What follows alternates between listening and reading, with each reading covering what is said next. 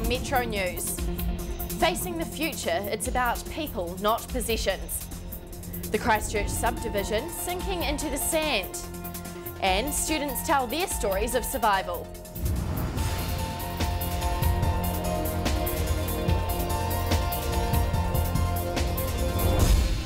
Kia ora, good evening, I'm Gracie Fee and welcome to Metro News, a local news bulletin prepared by the students of the New Zealand Broadcasting School. It's been a week when we've had the opportunity to cover one of the biggest stories we may ever encounter. Almost all our coverage tonight will be devoted to the earthquake and its aftermath. We begin with 3 reports on those who have been hit the hardest. The first group is those who have lost their homes and been forced to take refuge in welfare centres. Claire Martin with an extraordinary family. For this family, sticking together is the most important thing. And yeah, we just stuck together all day, didn't really go shower at other houses, we just stayed in our same clothes.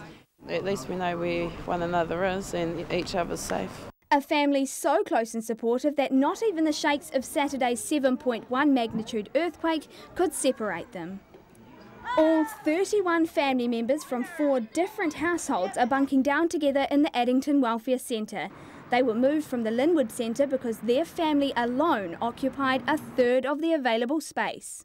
The whānau, including 7 little babies, say they've been warm, well fed and looked after by dozens of staff members from organisations like St John, Red Cross and the Salvation Army. And they've had things for the kids during the day. They've had preschool teachers come in and take them for games, set up DVDs.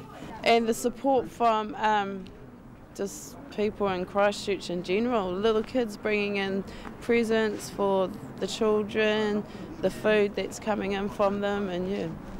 And although the size of this whānau make them a little unique, the centres have been flat out. We try to take people who really need help, obviously, because if we give to everyone, then people who actually do need it won't get it because we only have a limited amount of space. For the family, returning to check on their damaged homes was devastating. A bit sad that we had to be out, but at the end of the day, I was quite grateful that we were still alive, we weren't hurt, and house and possessions are replaceable, but lives ain't. And that's the focus for this family, who will stay in the welfare centres until it's safe to return home. Claire Martin, Metro News.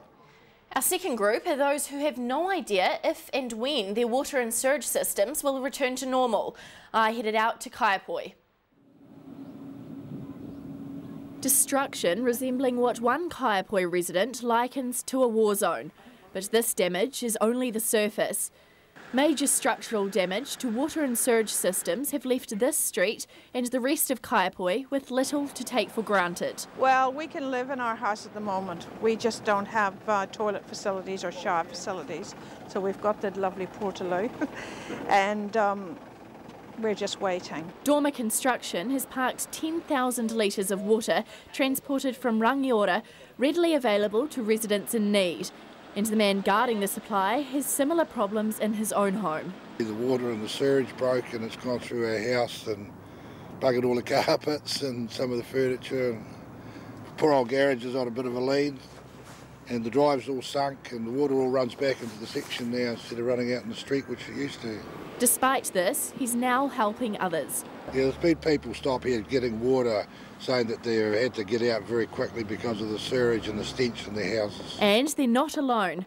Another water volunteer has similar problems. Power's on and off. You get it and they take it off you, and I've had many. I'm still getting this is our central hub for our water supply. I'm here every day. So you've got no water supply whatsoever? No, I've got 2 families with me because the house got destroyed, so we've got a house full.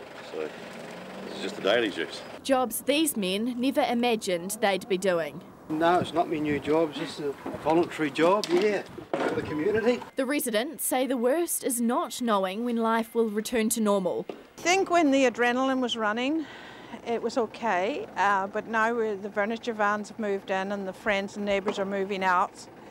I'm beginning to feel that it's only beginning for us, really. I don't think people outside of what's happened really understand that we're in a war zone. And the sewerage experts can offer no quick fix. It's unknown really until they can get pump stations up and working. and lines cleared and manholes cleared, to video the lines to see what condition they are actually in. Okay, what's the condition likely to be? Similar to the water, I think there's going to be massive damage in the affected areas, but then the other areas that haven't been infected by liquefaction, it may be very well untouched and in good condition. So that's what we're hoping for in the good areas, and in the bad areas, well, we're just going to have to take it as we see it. Patience seeming to be the only option in this disaster zone. Gracie Fee, Metro News. Our third group who have been hit hard are those whose new houses seem to have been built on a less than stable footing. Gina Gerbic reports from Bexley. It was the subdivision of their dreams, situated on the wetlands in houses only 4 years old. But Saturday's earthquake turned these residents' dreams into a nightmare. I honestly thought a truck had come through the fence and hit the house. The house was creaking so much that you could hear wood creaking, and the noise, it was so loud. I honestly thought a truck had hit it, but then it just kept on going on and on, and I thought, no, that's an earthquake. The Bexley subdivision is one of the worst hit by the earthquake, with the once serene wetlands wreaking havoc in the residents' backyards. And I got up, grabbed a torch, I looked out here, I could see water everywhere, and this was at 4:30 in the morning. I thought it was water, and I thought, oh no, it's all come up from the river. And then about an hour later, when it was just starting to get a wee bit lighter, I had another look with the torch, and I went, that's not water, it was the silt. But who would have thought this relatively new subdivision would, quite literally, crack under the pressure? Residents believed they were on firm ground. Before we moved in, they did a lot of extensive tests, you know, took core samples and things, and they seemed to think it was okay, so yeah, Really? we just took their word for it, you know. Yeah, perhaps they couldn't tell, I don't know. So do you blame anyone for this? Oh no, it could happen anywhere, couldn't it? The earthquake has caused most residents in Seabreeze Close to look for other accommodation, saying they are at a loss of what to do. We're just waiting for the insurance companies to say, hey, do this or do that.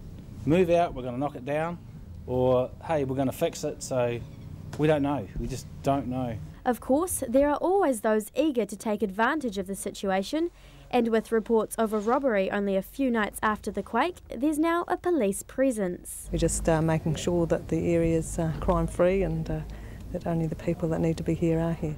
An unfortunate series of events for the residents of Bexley, but this is not keeping them down, although some are wondering why houses were ever built here in the first place. Gina Gerbic, Metro News. Later in the programme, the building is down, but the show will go on. But first up after the break, the Mayor forecasts a boom for Christchurch.